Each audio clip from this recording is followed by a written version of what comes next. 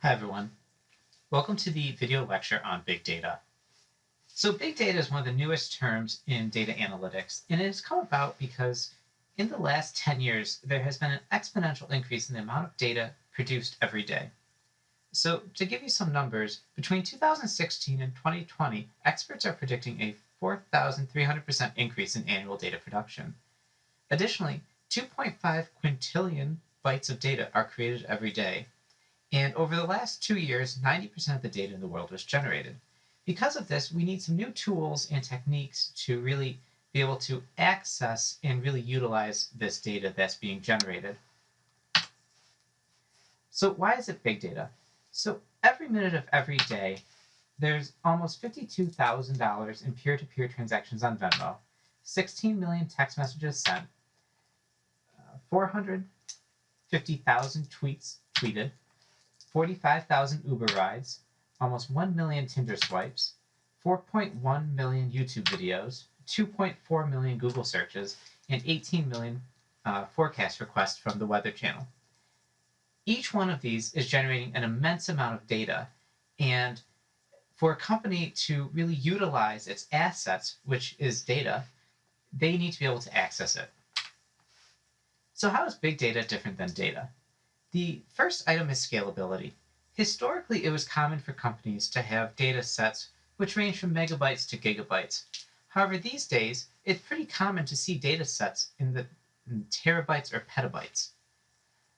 Additionally, data sets today can include hundreds or thousands of variables, and traditional data analytic methods that were developed for low dimension data or data without as many variables often don't scale well for this type of data. For instance, Excel is only able to do a regression with 8 variables. If you are recording hundreds or thousands of variables, Excel will no longer be functional for you.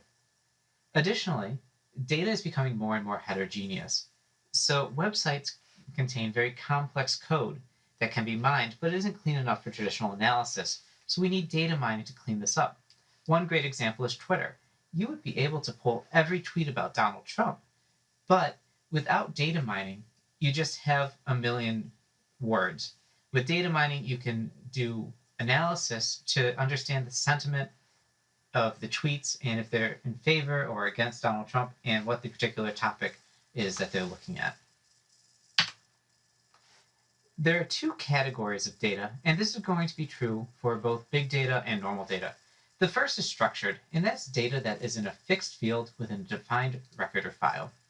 The easiest way to think about structured data is to think structured data is something that could be stored in Excel. So some common examples would be a standard spreadsheet or a transaction record in an accounting system or a record of employees at a company in an HR system. Unstructured data is data that cannot be stored in rows or columns. Some common examples of this are going to be tweets, because a tweet, while there's some data there, for instance, who tweeted it, where they were when they tweeted it, or what the text was, a lot of it is going to be something that can't be stored easily or in a readable format, such as what the text was. Another example is going to be an Instagram post. So again, you can tell who posted it, perhaps where they were when they posted it, and the time they posted it, but without more advanced techniques, you can't tell what the picture is, or as Facebook is now doing, you can't do facial recognition with something that isn't stored in a spreadsheet. So today, something called datification is going on. And datification is we are suddenly recording data on things that we've never recorded before. The first example would be activities. These days, many people are wearing Apple Watches, so their workout routines are going to be recorded. Conversations.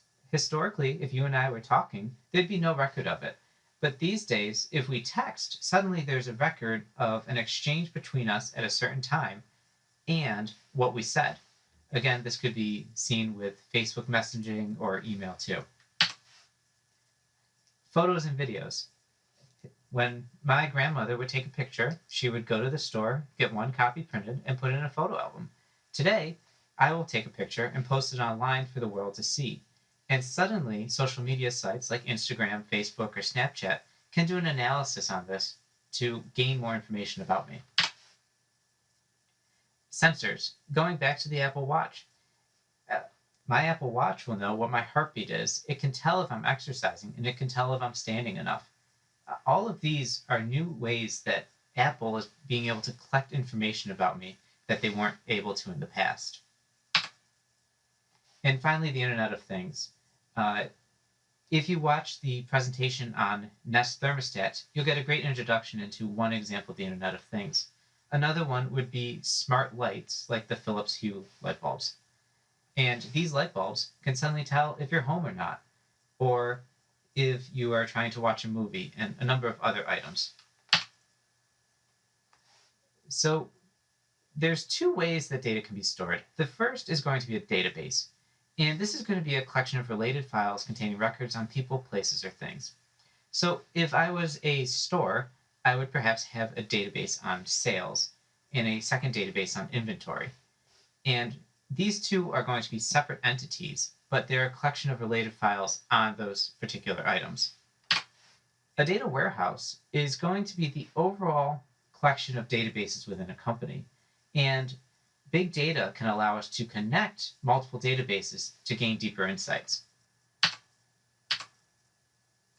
There are four V's of big data. The first one's volume. So as we discussed previously, there's a vast amount of data being produced every day, and this is unprecedented in the history of mankind. The second one is velocity, and this is the speed at which new data is generated. As we said earlier, uh, every 2 years, or in the last 2 years, 90% of the data in the world was generated. Variety. If we go back to datification, you'll remember that there are an increasing number of new types of data being produced that historically haven't been recorded. And finally, veracity. Veracity is the messiness of data, terminology, typos, and complexity. As we expand into new data sets, the messiness of data is going to be a bigger and bigger issue. And that brings us to data mining, which will be covered in the second lecture in the big data presentation. Thanks for watching.